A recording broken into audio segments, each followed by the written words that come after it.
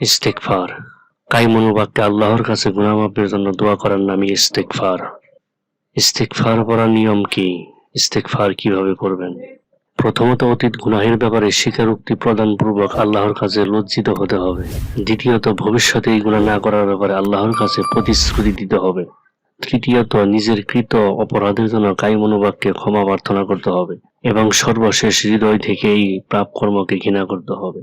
আর কৃত অপরাধের সঙ্গে যদি কোনো বান্দার হক জড়িত থাকে তাহলে তা আদায় করে দিতে হবে। ইস্তেগফার করার সঠিক সময় এবং কিভাবে করবেন?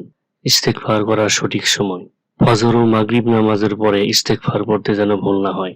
হাদিসে আছে যে ব্যক্তি ইস্তেগফার সকালে পড়ে আর সন্ধ্যার আগে মারা যায় কিংবা সন্ধ্যায় পরে সকাল হওয়ার আগে মারা যায় সে জান্নাতে যাবে। হাদিস শরীফে বর্ণিত আছে এই দোয়া ইখলাসের সঙ্গে পাঠ করলে সমুদ্রে ফেনা পরিমাণ গুনাহ থাকলেও তা মাফ হয়ে যাবে। দোয়াটি হলো আস্তাগফিরুল্লাহ আল্লাযী লা ইলাহা ইল্লা হুয়াল হাইয়ুল কাইয়্যুম ওয়া আতুবু ইলাইহি, অর্থাৎ আমি আল্লাহর কাছে ক্ষমা চাই, তিনি ব্যতীত কোনো মাবুদ নাই, তিনি চিরঞ্জীব ও চিরন্তন এবং আমি তার কাছে ফিরে আসি। প্রতি ওয়াক্ত ফরজ নামাজের সালাম ফেরানোর পর রাসূলুল্লাহ সাল্লাল্লাহু আলাইহি ওয়াসাল্লাম ইস্তেগফার ৩ বার পড়তেন। কাজে সুপ্রিয় দর্শক, ইস্তেগফার আপনারা প্রতি ফরজ নামাজের পর ৩ বার করে পড়বেন। এটা রাসূলুল্লাহ সাল্লাল্লাহু আলাইহি ওয়াসাল্লামের সুন্নত। এভাবে বলতে পারেন আস্তাগফিরুল্লাহ আস্তাগফিরুল্লাহ এবং তৃতীয়বার গেলে বলতে পারেন আস্তাগফিরুল্লাহ আল্লাযী লা ইলাহা ইল্লা হুয়াল হাইয়ুল কাইয়্যুম ওয়া আতুবু ইলাইহি।